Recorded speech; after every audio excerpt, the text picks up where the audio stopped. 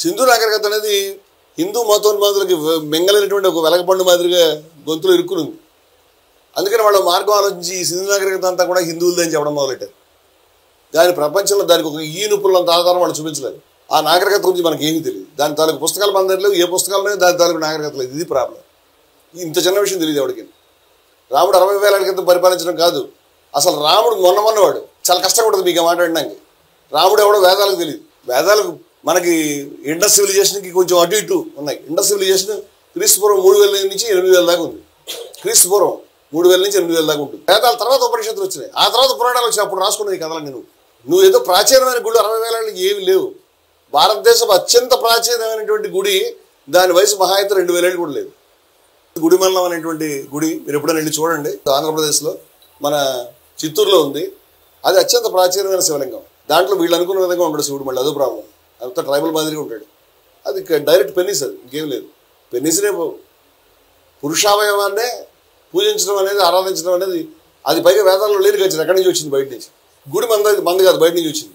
వేద ఋషికి ఒక్క గుడి తెలియదు, ఆయన గుడి కట్టలేదు, ఆయన తెలియదు. వేదాల్లో గుళ్ళలో చదివేటువంటి నమ్మకం చమకం అది వేదంలో ఉన్నమాట నిజమే, కానీ అది శివుడి గురించి రాసినవి కాదు. వేదాలకు శివుడు ఎవరో తెలియదు. ఇవన్నీ చెప్తే గుళ్ళు పగిలిపోతాయి అందరికి. ఇవన్నీ కలిపేసి వీడు కొత్త మతం తయారు చేశాడు. వేదానికి తెలియని గుడిని, వేదానికి తెలియనటువంటి శివుడిని, వేదానికి తెలియని రాముడిని, కృష్ణుడిని తీసుకొచ్చి ఎక్కడెక్కడవన్నీ కలిపి ఒక కొత్త మతం తయారు చేసి ఈ మతానికి 60,000 ఏళ్ళే, 70,000 నుంచి ఉన్నాయి. నువ్వు అంతా 2,000 ఏళ్ళే, నీ మతం 2,000 ఏళ్ళే. మాకు ఇంకా ఒక దేశం ఎందుకు లేదు? వాళ్ళకి 50 దేశాలు ఎందుకు ఉన్నాయి? వీడికి 30 దేశాలు ఎందుకు ఉన్నాయి? ప్రపంచంలో ఇన్ని క్రైస్తవ దేశాలు ఎందుకు ఉన్నాయి? హిందూ దేశం ఒకటి కూడా లేదేంటి? మేము హిందూ దేశం పెట్టుకోపోయావా? నిద్ర లేకపోయావా? బ్రిటిష్ వాళ్ళు పరిపాలిస్తున్నప్పుడు 300 ఏళ్ళు పరిపాలించారు, చచ్చావా? అప్పుడు పోరాడి హిందూ దేశం కావాలంటే చెప్పేవారు. అప్పుడు సమాధానం. అప్పుడు ఎందుకు పోరాడి? అప్పుడు బ్రిటిష్ వాళ్ళు చెంగట్టుకుని ఎందుకు తిరిగావు? ఒకవేళ హిందూ విలువలు, హిందూ మతము, హిందూ పద్ధతి ఏదైనా ఉందంటే, హిందూ అనేటువంటి మాటే భారతదేశానికి ఇండస్ సింధు నదిని బట్టి వచ్చింది. ఆ మాట యొక్క విలువ ఏంటంటే, ప్రపంచంలో ఎక్కడ చెప్పిన మాట అక్కడ చెప్పాను ఏమిటంటే, ఎవరైనా ఉండొచ్చు, ఏదైనా పూజించుకోవచ్చు, ఎలాగైనా ఉండొచ్చు. ఏకం సత్ విప్రా బహుధా వదంతి. ఉన్నది ఒకటే, 10 రకాలుగా. ఇది నాగరికత. అందరూ సమానంగా ఉందాము, అందరూ. ఇది హిందూ నాగరికత. సమానత్వ సూక్తం వేదంలో చిట్ట సూక్తం. ఇది మన నాగరికత, ఇది మన యొక్క కల్చర్. నువ్వు దీన్ని పక్కన పెట్టిన తర్వాత, దీన్ని పక్కన పెట్టి నువ్వు ఏదైతే తయారు చేస్తున్నావో అది హిందూ మతం కాదు. హిందూ మతంలో విద్వేషం పెట్టిన తర్వాత అది హిందూ మతం కాదు. హిందూ మతంలో సమానత్వం తీసేసి అసమానత్వం పెడితే అది హిందూ మతం కాదు. హిందూ మతంలో బహుళత్వం తీసేసి నాకెవడో పెట్టాడు నా వీడియో కింద కామెంట్, ముందర నువ్వు బొట్టు పెట్టుకోవాలి. నేను కింద పెడదాం, నువ్వు ఏ బొట్టు పెట్టుకోమంటావు? చాలా బొట్లు లేడు, తెలియదు. అది నిలువు బొట్టు, అడ్డబొట్టు, 111, యూ కలర్, వై ఒకటి కాదు, ఏది పెట్టుకోమంటావు? అది కూడా చెప్పు మాకు.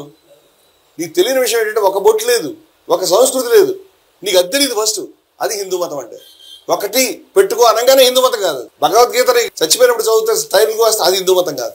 తవ్వేస్తాను కింద బయటపడితే లింగం వస్తే మాది, ఇది మంది కాదు, ఇది తాలిబన్. వీడు తాలిబన్ వేద. వీడు మా కల్చర్ కాదు ఇది. మేము తవ్వదలుచుకుంటే మసీదులు ఎక్కడ ఆగుతాయి, మేము తవ్వదలుచుకుంటే దర్గాలు ఎక్కడ ఆగుతాయి? మేము తవ్వలేదు, మేము కట్టాము. అవన్నీ ఏం చెప్తున్నాను నేను. మసీదులు మేము కట్టాం, దర్గాలు మేము కట్టాం, మేము పూజించాం. హిందువులు ముస్లింలు కలిసి పూజించారు. దర్గాలకి సంస్కృతి ఇద్దరికి ఉంది. ఇప్పుడు ఆడు కూడా ముస్లిం కూడా మంది కాదనుకుంటాడు ఇరుమగులుడు. ఇది భారతదేశం యొక్క కల్చర్. ఇది సూఫీజం భారతదేశాన్ని, అద్వైతం భారతదేశాన్ని, జైనం భారతదేశాన్ని, బౌద్ధం భారతదేశాన్ని, ఉపనిషత్తు భారతదేశాన్ని, అత్యంత గొప్ప ఆలోచనలు భారతదేశాన్ని. ఏదైనా పేరు పెట్టుకో, వీటికి సనాతన ధర్మం అంటావా, హిందూ మతం అంటావా, ఏం పేరు పెట్టుకుంటారో నాకు తెలియదు. ఇవి పోతున్నాయి వాళ్ళ మన కళ్ళ ముందు. ఇక్కడ తాలిబన్స్ అనేటువంటి వాళ్ళు ఎవరినైతే ద్వేషిస్తున్నావో వాళ్ళు వేరే కలర్తో, వేరే పేరుతో వచ్చారంతే. నువ్వు ఈ మాటలు కనుక ఆఫ్ఘనిస్తాన్ ఇదే మాట్లాడతారు వాళ్ళు. వేసుకో, డ్రెస్ వేసుకో, ఈ కల్చర్ లేకుండా ఎందుకు తిరుగుతున్నావు, బుర్కా వేసుకో.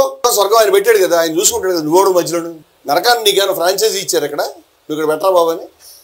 స్వర్గం పెట్టరు నీ వల్ల కాదు. వీళ్ళు కూర్చుని ఇదే పని చేస్తున్నారు. లవర్స్ డే రోజు వచ్చి బుర్రల మాత్రం కొట్టడం, ఎవరైనా ఇద్దరు కనిపిస్తే వాళ్ళకి పెళ్లిళ్ళు చేయడం, చీర కట్టుకోకుండా ఇంకోటి ఏదో వేస్తే అమ్మాయి వేసుకునేటువంటిది ఏదో. మొన్న ఒక అమ్మాయి బిగినీ వేసుకుంది, ఆ కలర్ వేసుకోకూడదు. ఏ కలర్ వేసుకోవాలి? ఎప్పటి నుంచి చేసుకుంటున్నావు? రేపు వెళ్ళితే అసలు బిగినీ కాదు, అసలు లోపల అండర్వేర్ వేసుకోకూడదు. ఇంకోటితో కూడా మాట్లాడతాడు వీడు. వీడిని వదిలిపెడితే ఎక్కడిపోతారో కూడా తెలియదు. ఉన్మాది వీడు. ఇలాంటి దరిద్రపు మాటలన్నీ కూర్చుంది. ఏదైనా కనిపెట్టగానే అవన్నీ అక్కడ దాంట్లోనే ఉన్నాయి. మనం అన్ని కాపీ కొట్టి రాకెట్లు తయారు చేసి నువ్వు చేయబోయినావా? భారతదేశంలో విదేశీయుల మీద రాకెట్లు పెట్టి పోరాడినటువంటి టిప్పు సుల్తాన్ బతికినట్టు వీళ్ళకి. టిప్పు సుల్తాన్ పక్కన శంకరమఠం మీద దాడి చేస్తే వాళ్ళు టిప్పు సుల్తాన్ చెప్పారు, బాబు దాడి చేస్తారు మా మీద. దాడి చేసేవాడు మరాఠాలు దాడి చేస్తున్నారు, మమ్మల్ని కాపాడమంటే నేనుండగా ఎవరు దాడి చేసేదని టిప్పు సుల్తాన్ పోయి కాపాడాడు. ఇది చరిత్ర తెలుసా? అంటే హిందూ మతం దాని వ్యవస్థలను ఆయన కాపాడాడు, దాని మీద దాడి చేసింది మరాఠాలు. ఇప్పుడు శివాజీ కనుక ముస్లిం అయితే కనుక వీళ్ళ దేవుడు కాదు. టిప్పు సుల్తాన్ ముస్లిం కాబట్టి ఆయన శివాజీ లాంటి వాడైనా ఆయన మనకు పనికిరాడు. చాలా కామెడీ ఇదంతా. ఒక మనిషి యొక్క కమ్యూనిటీ సర్టిఫికేట్ కూడా ఎక్కడికైనా వెళ్ళిపోతాడు. ఇప్పుడు దళిత బహుజనులు అనేవాళ్ళు కూడా వీళ్ళు అనుకునే అసమానత్వం మీద పోరాటం మొదలుపెట్టి వీళ్ళు అసమానత్వం యొక్క ఆరాధకులు అయిపోయారు. వీళ్ళు కాపలా కాస్తారు కులం ఎక్కడ పోవడానికి వీళ్ళు లేకుండా. ఇవన్నీ నేను చెప్తున్న ప్రతి మాట మొదటి నుంచి మాట్లాడాం మనం. ముస్లిం ఫండమెంటలిజం వ్యతిరేకంగా మాట్లాడాం మనం, హిందూ ఫండమెంటలిజం వ్యతిరేకంగా మాట్లాడాం మనం. ఇప్పుడు సమాజంలో రెండు, బీజేపీయా కాంగ్రెస్, నువ్వు కాంగ్రెస్ తెచ్చాడు, బీజేపీ కాదు కాంగ్రెస్, ఆస్తికుడు కాదు నాస్తికుడు కాదు నాస్తికుడు, ఈ రెండు తప్పితే ఇంకోటి తెలియదు వీడికి. బీజేపీని అంతా మీరు వ్యతిరేకిస్తే కాంగ్రెస్ ఎందుకు బలపరచలేదని మమ్మల్ని అడిగి ఉన్నారు. కాంగ్రెస్ని బలపరిస్తే వాడు ఎంఐఎం తోటో ఎంబీటీతో ఫ్రెండ్షిప్ చేయకుండా నువ్వు ఆపని చెప్పాను నేను. మేము అపోజ్ చేస్తున్నాం ఎంఐఎంని, ఎంబీటీని అపోజ్ చేస్తున్నాం. ఈ రెంట్లో ఏదో ఒక ఛాయిస్ అంటే మేము ఆ ఛాయిస్ తీసుకోవడానికి రెడీగా లేవు. హిందూ ముస్లిం ఫండమెంటల్స్ రెండుకి మేము వ్యతిరేకంగా ఉన్నాం. విద్వేషం పనికిరాదు, హిందూ మతోన్మతం పనికిరాదు, ముస్లిం మతోన్మతం పనికిరాదని మేము పోరాడుతున్నాం. అందరూ గుడి కడితే దేశం అంతా పరవశించిపోయారు. ఆ గుడిని కట్టింది కాదు, కోర్టు వాళ్ళు చెప్పి కట్టుకోరా బాబు అని చెప్తే వచ్చింది. కోర్టు వాళ్ళు ఏం చెప్పారంటే కట్టుకోని చెప్పారు గుడిని. నరేంద్ర మోడీ కానీ బీజేపీ కానీ చెప్పలే ఆ విషయాన్ని, కోర్టు చెప్పింది. ఆ కోర్టు ఇంకొన్ని మాట చెప్పింది, ఎవడైతే కూలగొట్టినప్పుడు పరమ దరిద్రుడు నేరస్తుడు అని చెప్పింది. అది ఎవరంటే వీళ్ళే. నిన్నే తలంటింది, నిన్నే బూతులు తిట్టింది. మొత్తం జడ్జిమెంట్ చదువుకోవడం చేత కాకపోతే పంపిస్తారు చదువు, అది జడ్జిమెంట్.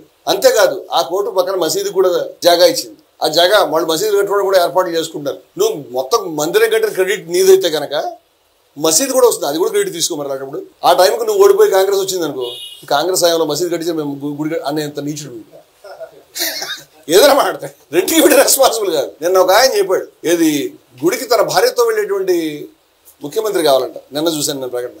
గుడికి భార్యతో వెళ్ళే ముఖ్యమంత్రి మాకెందుకు?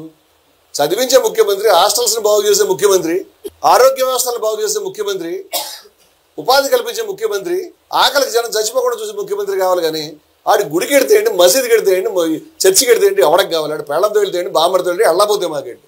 వాడి గుడికి వెడితే వాడికి ముక్తి వస్తుంది, నీకు వస్తుందా? ఎవడి గుడికి వెళ్ళి దండం పెట్టుకుంటే వాడికి ముక్తి ఇస్తాడా? మొత్తం దేశంలో అందరికీ ముక్తులు ఇస్తారా? విషయం అనేది నువ్వు చేసుకో, నీ సొంత వ్యవహారం అది. నీ పూజ నువ్వు చేసుకో, నీ వ్రతం నువ్వు చేసుకో, దాని గురించి అష్టోత్తరం చదువుకో, దాని గురించి తపస్సు చేసుకో, రామకోట రాసుకో, ఏదైనా రాసుకో. మాకేం సంబంధం దాంతో?